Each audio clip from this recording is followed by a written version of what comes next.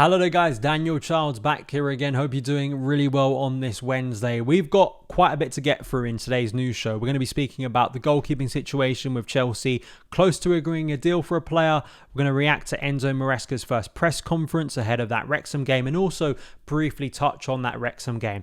I do want to quickly bring up a thanks to you guys for helping the channel on YouTube pass 35k subs. I realized this not only this week, but I think last week I was on holiday, so it was a nice little gift. So thank you for your support. Thank you for joining the channel. Thank you for watching and supporting and commenting and all of that good stuff. And if you're listening on the podcast, because I know many people also listen that way, thank you as well for listening and supporting the show. But let's jump into it firstly with the big story today. Big transfer story. Chelsea close to agreeing Filip Jorgensen deal with Villarreal. This is the big story from The Athletic. Apparently the clubs are discussing a fee between 20 million euros, which is about 16.8 million pounds, as The Athletic explains here, and 25 million for the Denmark under 21 international, who also has a 45 million euro release clause. Jorgensen apparently is also of interest to Marseille. Another big part of this that we have been discussing and was confirmed in this Athletic piece by Liam Toomey is that Đorđe Petrović is emerging as a surprise candidate to be sold only after a year from his arrival from the MLS, and the Serbia international made 31 first-team appearances for Chelsea last season. So Jorgensen is not a player I know that well, and I'm very much leaning on reading about him, just looking at brief overviews of stats and numbers. I'm sure we'll look more in detail on this player.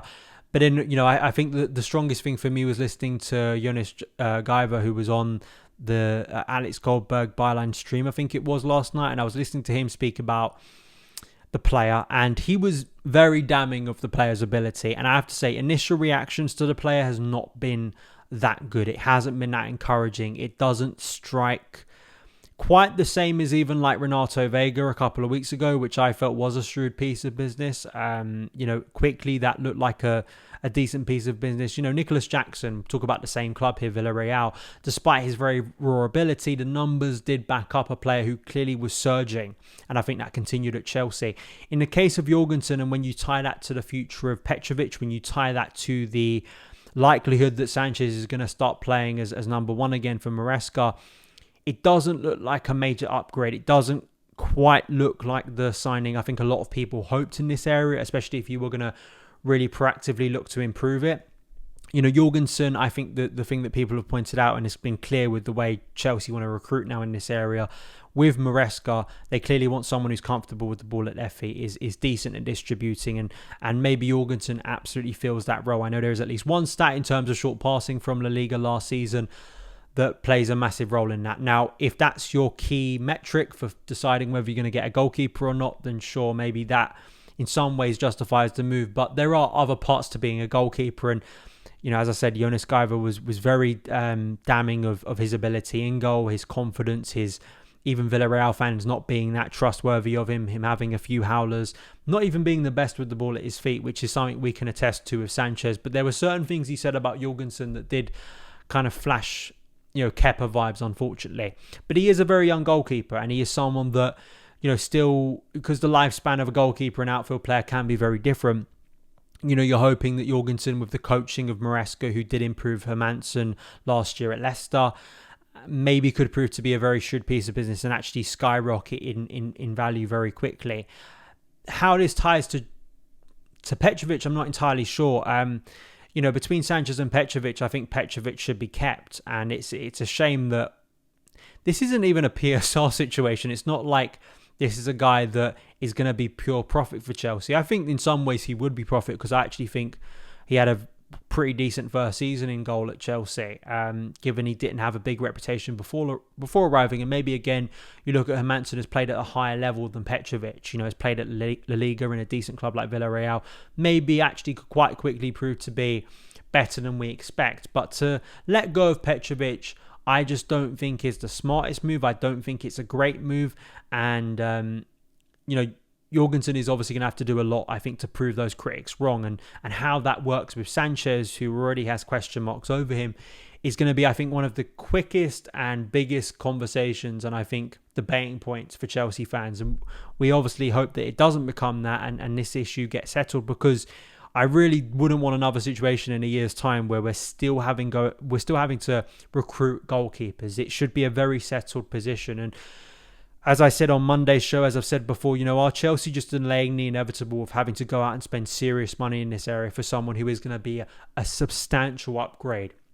And whether Jorgensen can prove quick enough to take away those fears, which I thought Petrovic would have, but clearly not. So that's where we are right now. And looking at some comparisons between Jorgensen, Petrovic and Sanchez doesn't really speak to a player who is radically better. I mean, save rate percentage, Petrovic comes out the best out of all three goalkeepers. In terms of prevented goals, Jorgensen does come out best there.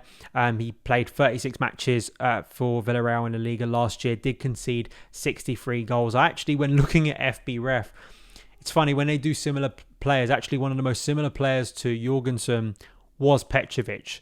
And it kind of shows you that, again, sometimes aesthetic, sometimes how people look at a player or a player has been briefed to be. When you actually look at the eye test and kind of the data behind them doesn't quite, marry that up. So Jorgensen, I think, is obviously going to be under a lot of pressure, and it's whether he can handle that pressure because, if Sanchez isn't doing well, that he's obviously going to be relied upon to come in and have that first choice. So we'll see how that develops if Chelsea do get this move over the line. Please let me know your thoughts on this potential move in the comments below. So let's move on to the Maresca press conference. Slightly strange this, because I expected traditionally the first press conference of a Chelsea head coach is held either at Cobham or usually, as it was for Pochettino and for other Chelsea coaches, at Stamford Bridge, where you have a massive pack of journalists. Usually the big Chelsea and football reporters who will be covering Chelsea will be there at Stamford Bridge. It was at a stadium in America. It didn't have as many reporters. It did have some of the key names that we know, Nazar Kinsella, Simon Johnson and others who do follow the club and have followed specifically for Chelsea's pre-season tour. So it's not like no one was there, but it was a little bit more discreet than, say, usually. And I know even Simon Johnson maybe alluded to this in his piece, that maybe it's something to do with the Fernandez situation. That's not confirmed, but it was slightly hidden away, so maybe it didn't quite have the same impact that it usually would. But let's go through some of his quotes. So obviously, one of the first things he was asked, and it was an open goal, basically, the Enzo Fernandez situation. So this is what he had to say.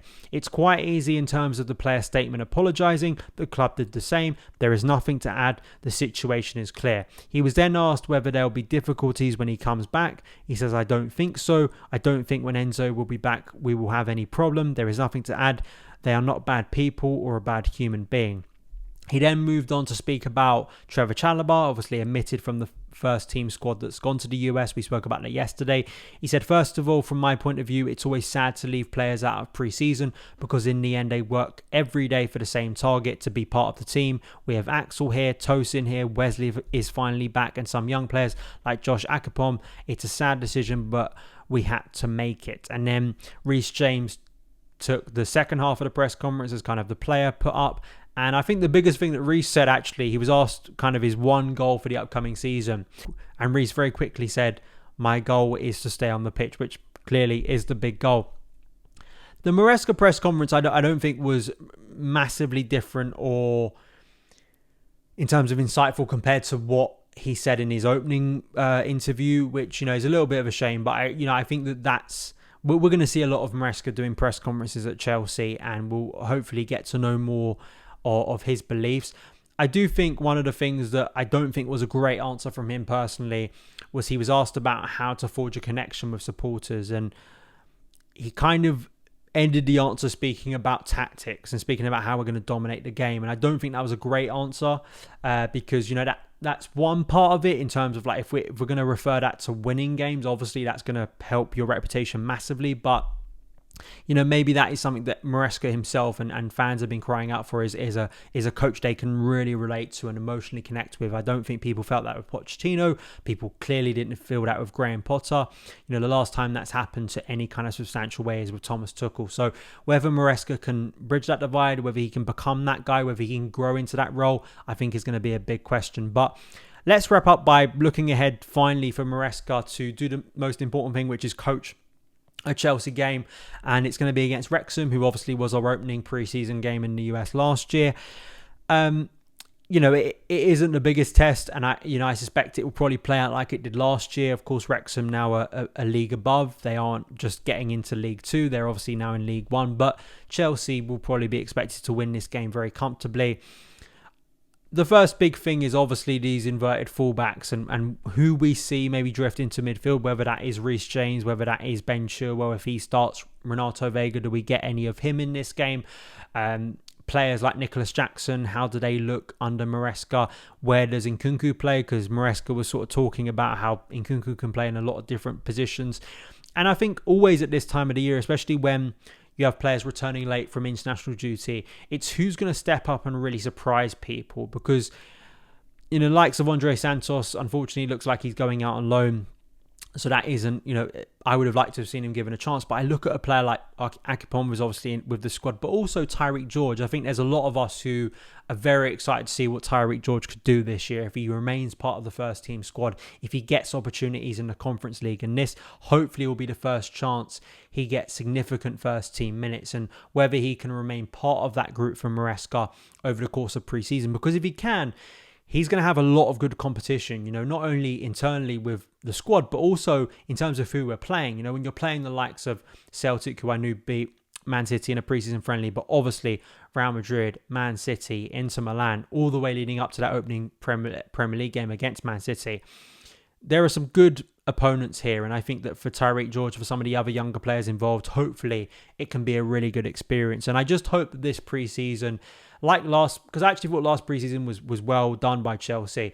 I hope that the travel doesn't disrupt it and turn it into a 2022 farce. And I actually hope this preseason, this run of games, gives Maresca enough leeway and room to experiment with what he wants to do with this group, but then also gives players who are maybe on the fringes enough minutes to not only get used to a new coach, but also maybe put their foot down and say, I want to be a part of the first team. So I'm excited for the game, excited to look at it and see how Chelsea do in some of those key performers. We'll be reacting to it tomorrow. Thank you guys for watching and listening. Follow me across the socials at SonOfChelsea, and I will see you again very soon. All the best.